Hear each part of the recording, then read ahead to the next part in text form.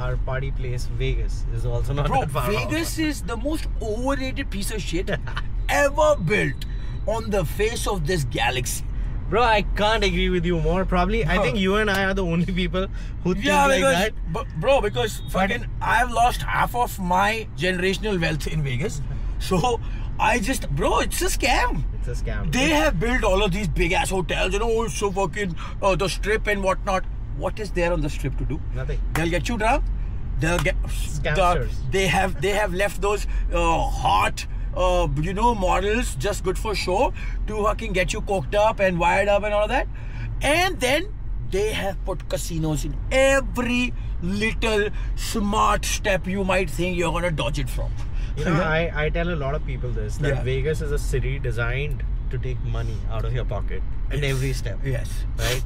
Even if you go to a urinal over there, uske bahar bhi they put a freaking slot machine there, right?